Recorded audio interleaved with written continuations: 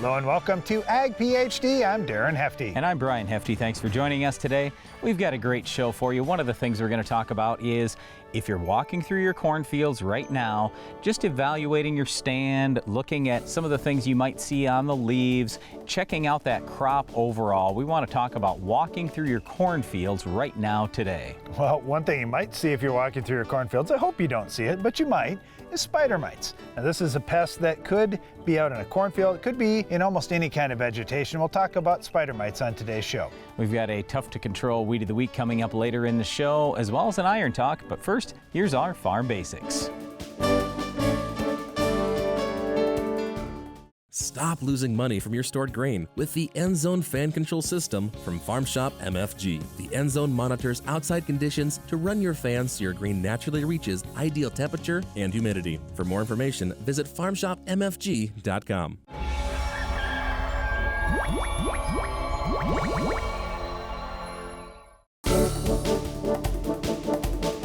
In today's Farm Basics, we're going to discuss rivers and specifically foam in rivers. Where does this foam come from? So back just a few years ago, I got a call from the mayor of the little town that's right by us. And he said, Brian, I just want to know what you think about this because people in town are asking me. The river flows right through our town, and as it goes over this little Lowhead Dam, there are so many bubbles there, foam, and people are thinking, well, it's got to be ag pollution, and there's something in the river. And I just said, Mike, look, here's what it really is. If you've been in the river, and I've done a bunch of kayaking in the river and everything, and I know as you're floating along, you see leaves ending up in there. There are little twigs. There's all kinds of what we would call organic material.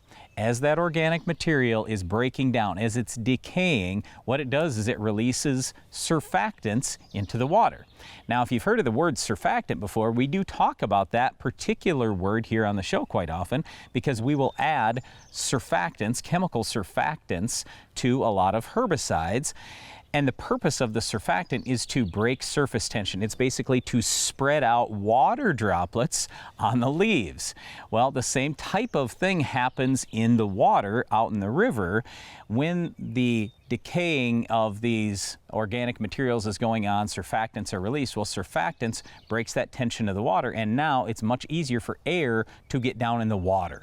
And when air gets down in the water, obviously you're going to have more bubbles. Now, take that and multiply that times the fact that you've got a Lowhead Dam right in this little city. So now that's turning the water even more, throwing even more of those surfactants right into the water there. So of course, right after that, you're going to see a lot more foaming.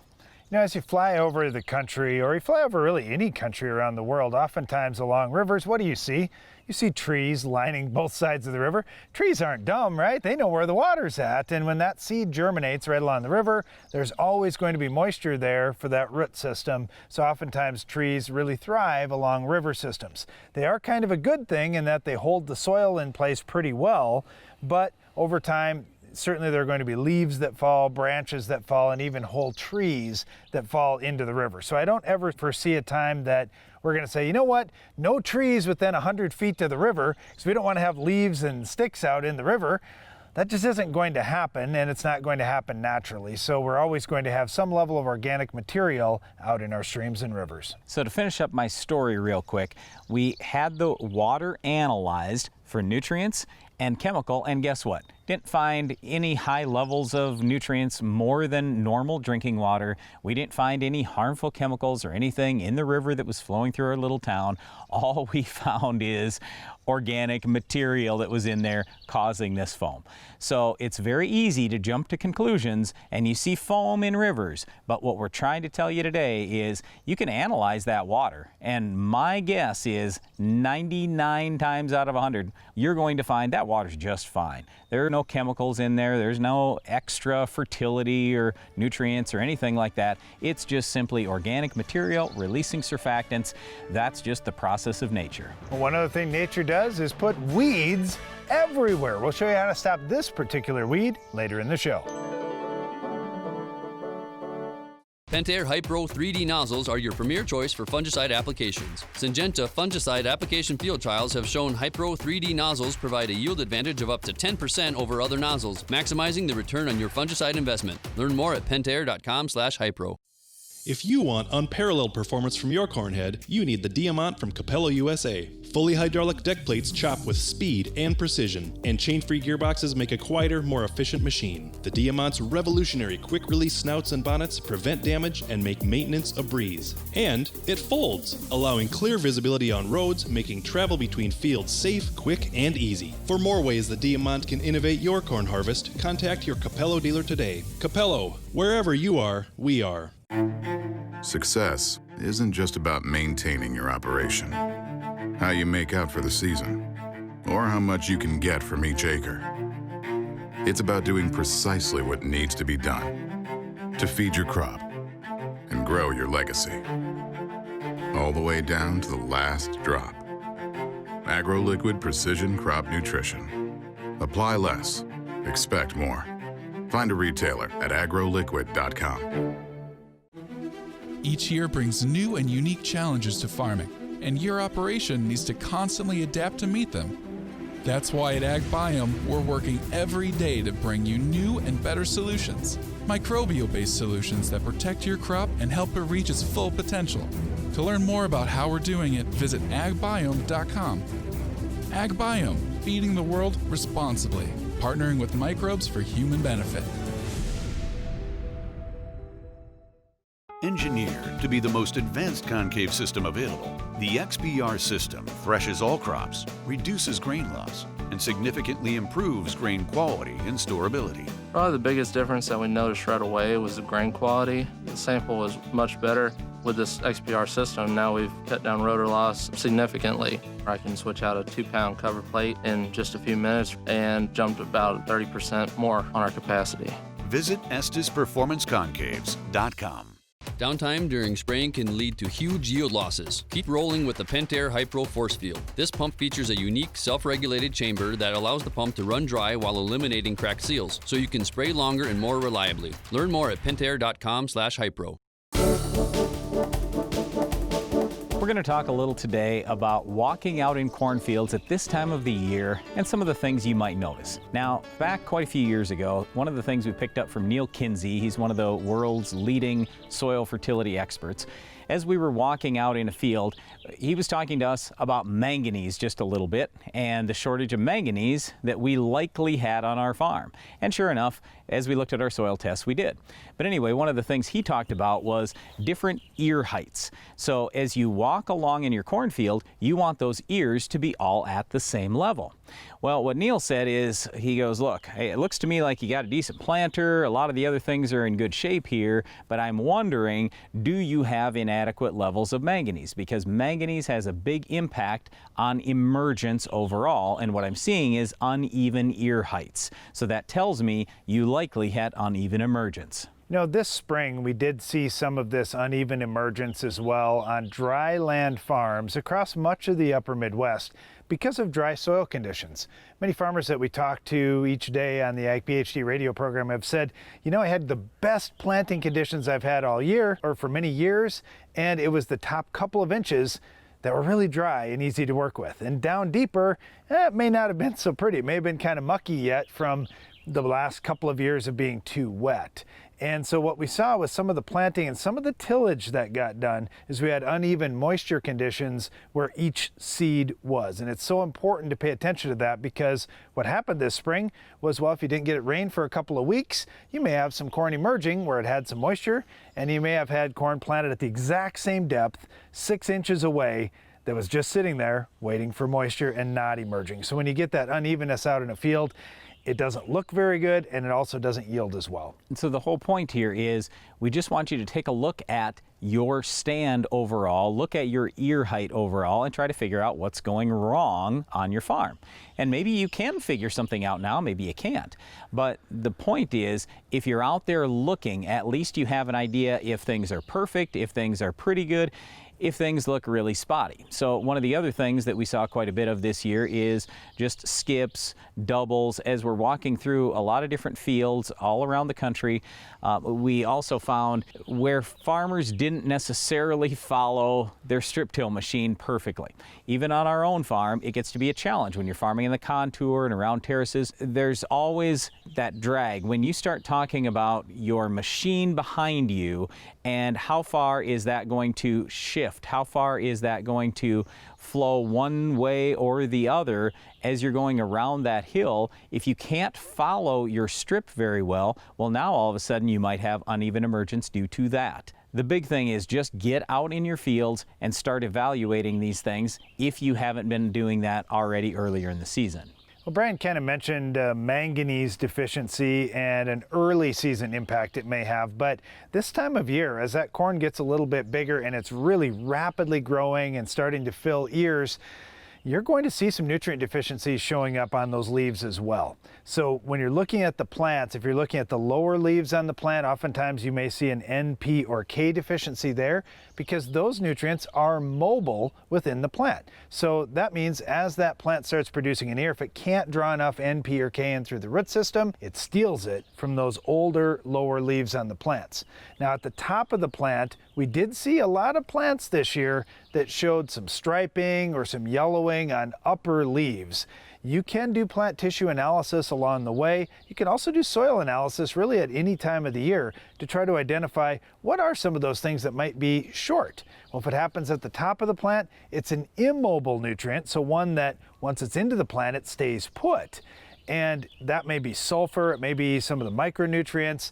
That can be a real challenge as well. So if you're thinking, well, I just need to get N, P, and K right, don't think that way. You've got to get all the essential nutrients for your plants, and you can certainly see that as you walk through fields at this time. Late in the season, it's not a lot of fun walking through cornfields, so I can understand how you don't want to do it, but it's really helpful, especially let's say that you have satellite maps. Let's say that you have some type of imagery that you can take a look at. Maybe that's going to help you identify where are the worst spots in the field.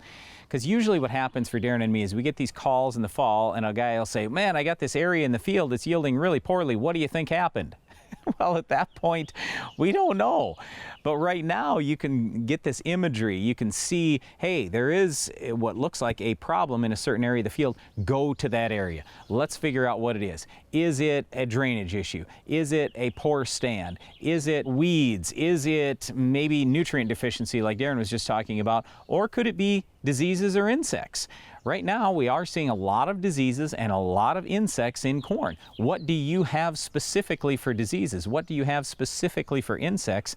And are these things that maybe should have been controlled a week or 2 or 3 weeks earlier, or maybe they're just starting now and you could still get them under control yet this year? I think the yield monitor is one of the greatest inventions that we've had for farming because now we can see exactly how things turned out across our farm, and we can look at different areas of the field and see, wow, I had more yield here or less yield there, and make some adjustments accordingly. But if you don't get out there and do this in-season scouting all through the year, you really can't let that yield map tell you the whole picture, because maybe, as Brian mentioned, there was a bug, or there was a disease, or there was a nutrient deficiency, or there was even something with your fertilizer application or your tillage or even your planter. If you can't identify what those things are that cost you yield this year, you don't have the opportunity to fix them for next year. So it is really important you get out in your fields. Well, speaking of identification, can you identify this week's Weed of the Week? Stop losing money from your stored grain with the End Zone fan control system from Farm Shop MFG. Hot spots and moisture in your bin can cost you thousands in lost revenue. The End Zone monitors outside conditions to run your fans exactly when you want them to, naturally bringing your grain to ideal temperature and humidity. Master bin management with the End Zone. For more information, visit farmshopmfg.com.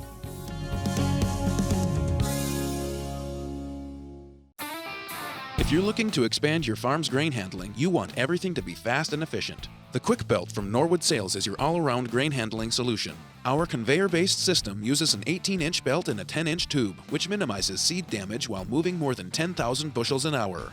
That's fast enough to fill a semi in 6 minutes. Plus, our hood is designed to gently direct the flow of grain straight down, keeping your crop in condition. Keep your grain and your farm moving with the Quick Belt from Norwood Sales. Where we have run the Soil Warrior, we have harvested the best corn we have ever harvested in the history of Wrenwood Farms. Now, I'm kind of always wanting to push the envelope to see what else I can do to help enhance that emergence. Their ride is so much smoother. Their seed placement is even better. Where we had our best emergence and we've had our best yields was where we ran the Soil Warrior. Why do I farm? It's just something I've always wanted to do, something I've known since I was my daughter's age. When you farm, you have a responsibility to keep it growing, to look at a freshly planted field, a newborn calf, even your bottom line, then ask yourself, how do I help this grow?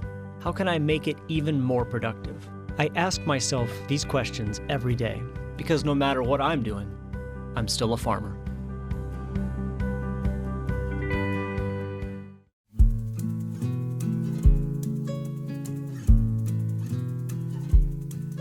Find love, and then give it all away.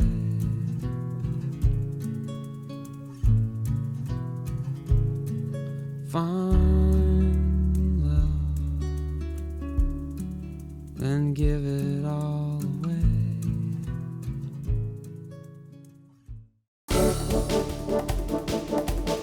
At this time of year, one of the things you will want to watch out for on your farm is spider mites. Today we're going to talk just a little bit about what spider mites are, what to look for, and how to control them. All right, first of all, what is a spider mite? It's not an insect, it's in a different class. It's a mite, but you may be able to control it with some of the same things that you're going out there to kill insects with. So even though they're a mite, some of the insecticides also have some level of control on mites. Well, before we get to which products will control mites, let's talk about where we see mites and when we see them. Typically, when things get hot and dry, that's when mites really thrive.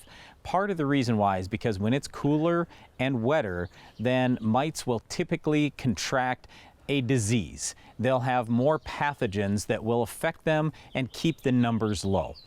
Now, for me, as a farmer, I like anything that's free that's going to do a great job for me. So all the time, I'm rooting for lots of humidity, keeping the heat down just a little bit, and hopefully we're getting enough moisture that these pathogens can just take over the mite population and I don't ever have to spray anything. Part of the reason why as well is you can't just simply go out like you can for a lot of insects, walk in your field, scout, and say, oh, I have 30 soybean aphids out here early in the season. I'm absolutely spraying for soybean aphids with an insecticide, cost me $2, piece of cake. You just go that way. Well, with mites, you're not going to typically see them with the naked eye. So what you usually are looking for is speckling on leaves. You're looking for webs that might be going across your leaves. And then at that point, you're just saying, well, I think I have enough here to spray. There are no established thresholds for spider mites. So what we usually talk about is, like with corn, make sure you're protecting the ear leaf. With soybeans, we're looking at the top few leaves in that canopy. But again, there's no set thing to say, well, it looks like I've got 20% leaf damage out here, so now I know I have to pull the trigger. This gets to be a judgment call all the time. So I'll just say this, for me, what I'm figuring is if I've got a fairly decent growing season, if I have subsoil moisture, but now these spider mites have shown up, I'm probably going to treat if I feel I have good yield potential, because my cost for treatment in our area isn't very much. All right, really quick comment here. Brian mentioned you've just got to look for these things, look for some speckling on leaves. You don't see that driving 55 miles an hour in your pickup from the road. What you need to do is get out in the field and just stop for a minute and take a look around and look very closely at these leaves. Spider mites could start at the bottom of the plant. You might see them on the underside of some of the lower leaves. Well, if you're just looking at ears when you're out in a field, or tassels, for example, in a cornfield, you're not going to see them. So you've got to take a little bit of time when you're out in the field and look closely. And if you see some leaves or stalks that don't look quite right, ask more questions, pull them out, take them out of the field, and take a closer look. In our region of the country, Lorsban, which is chlorpyrifos, or Brigade, which is bifenthrin, they both control spider mites quite well. In a lot of other areas in the United States, we don't see that same level of performance. In many other areas, farmers have to go with specific miticides. So there we might be talking about zeal, comite, onager, Oberon. Just talk to your local agronomist and they can help you to identify a product that's going to work well for the mites you have in your area. Again, we typically see these spider mites when it's hot and when it's dry. They add stress to a crop that's already under moisture stress. We can't have another stress out there hurting us and taking away more of our yield. They're fairly inexpensive to control in many cases, but it's something that if you look like you've got an extended hot, dry period of time, you better get after it with spider mites. Well, as you're out scouting in the fields for spider mites, you may find our Weed of the Week. We'll tell you how to control it on your farm coming up next. The Weed of the Week is brought to you by Corteva Agriscience, Agriculture Division of Dow DuPont. Finish the fight against tough weeds with the Enlist Weed Control System.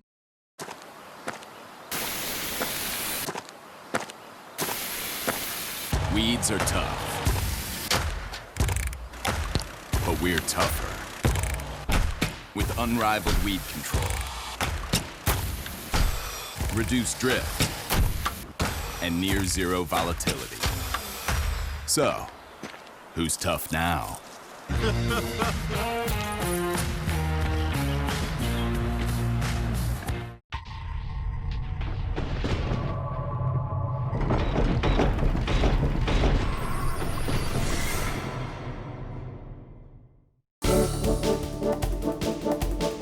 Our Weed of the Week is usually a winter annual. It's catchweed bedstraw. Well, there are a lot of names for this one, and some people will call it Velcro weed, and the reason why is it's kind of like Velcro. It sticks to your clothing very well. It has lots of little hooks on the stem. It's got a square stem, and it seems to catch you no matter which way you're heading through it.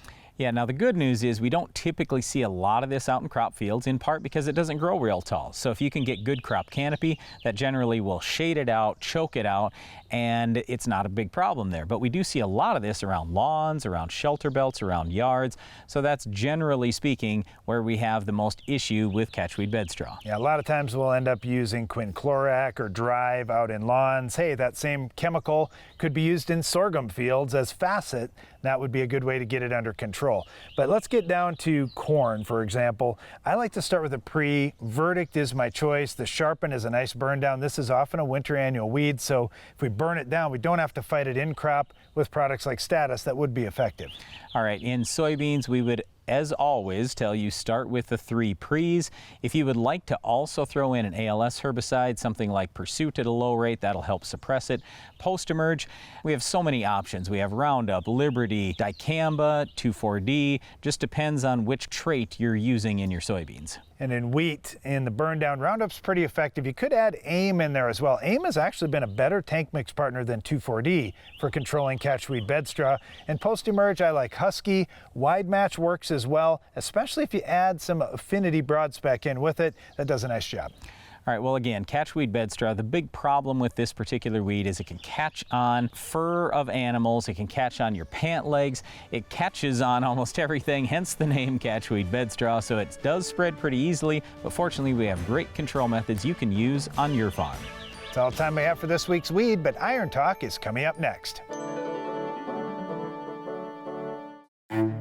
Success isn't just about maintaining your operation, how you make out for the season, or how much you can get from each acre. It's about doing precisely what needs to be done to feed your crop and grow your legacy, all the way down to the last drop. AgroLiquid Precision Crop Nutrition. Apply less, expect more. Find a retailer at agroliquid.com. More choices, more money. With Bayer Plus Rewards, you choose from our broad portfolio of high-performance products. Earn more money on the eligible products that are right for your farm. And use our new portal to see your purchases, track your rewards, and decide how you want to use them. Visit mybayerplus.com to sign in and start earning. That's the advantage of more control in your hands. That's the plus. How much money are you leaving in the bin? If you want the most profit from your stored grain, you need the Grain Temp Guard from Farm Shop MFG. This low-cost bin monitoring solution tracks temperature and humidity and gets your grain in ideal condition. And with deep preseason discounts on all Grain Temp Guard units, now is the best time to upgrade. Don't leave your money out in the bin. Get the most from your grain. Order today at farmshopmfg.com.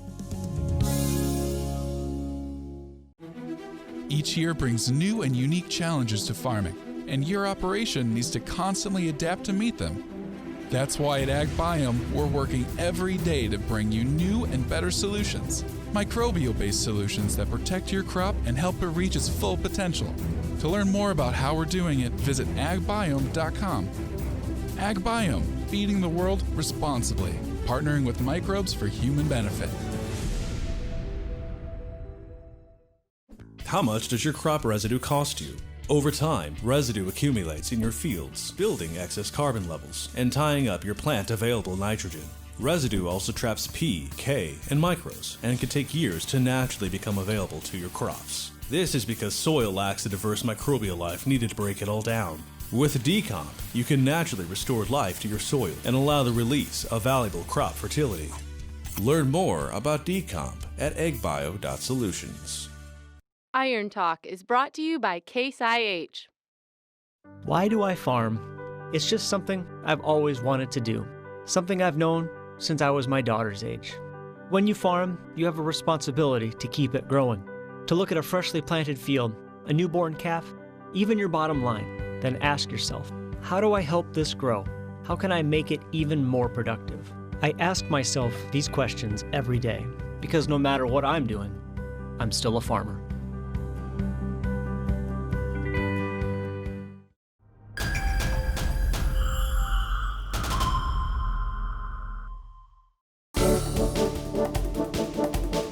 Harvest season is a critical time on the farm, and getting jobs done safely and quickly is important. My brother likes to say that adding a grain cart to your operation is like adding another half of a combine. We've sure found the time savings to be valuable on our farm. The newer features on today's grain cart could make adding a new cart or upgrading an older one a priority for your farm this season. I'll discuss that in today's Iron Talk. There's no way around the long hours required at harvest. The best carts coming out now have LED lighting and reflective decals that make it easier and safer to see what you're doing and to move from field to field. Wet field conditions in recent years have highlighted the need for tracks or tandem wheels to reduce compaction, give a smooth ride, and avoid problems. Larger farm operations have demanded carts with capabilities to fill multiple trucks and keep harvest moving. Models like the Demco 2222 can hold over 2,200 bushels of grain, for example. Unloading the grain has always fascinated me. Since seeing carts as a kid that could unload in 5 minutes or less, the industry has focused on some new aspects for increased safety that are key. Look for carts with forward-facing augers to increase visibility. Height adjustment and even adjustable spouts mean as an operator, you've never had better control while unloading. That also means there's no excuse for you to make a spill. So be prepared for higher expectations from your coworkers. Plus, the controls have never been better in the cab. An example is Demco's backlighted pendant grip control, which combines visibility in the dark with one-touch auger folding and the simplicity of not needing to reach for various tractor levers. We're working with a grain cart now on our farm that has a PTO-driven drivetrain. The gearbox includes 2 output PTO shafts, one for the horizontal drag auger and one for the vertical auger. This has eliminated the pulleys and belts, which have always been troublesome. Other improvements of note include scale system upgrades to improve accuracy and even auto gate shutoff so you can program the cart to avoid overloading trucks, and they come now with the electric or manual roll tarps too. Today's carts are also being built better to last longer and have less downtime with breakdowns or problems. So if you're looking to speed up harvest this year on your farm and don't want to buy a whole nother combine, well, get a half a combine or at least the equivalent with a new grain cart. There are plenty of new features that will save you time and money and also make the job fun and safe. That's all for today's Iron Talk, and now back to the show. That's our time for today, but before we go, we want to encourage you to check out the Ag PhD radio show where we take your live phone calls each weekday on SiriusXM channel 147 at 2 p.m. Central. Don't miss the next Ag PhD TV show. We'll have another Weed of the Week, Farm Basics, Iron Talk, and a whole lot more. I'm Darren Hefty. And I'm Brian Hefty. Thanks for watching Ag PhD.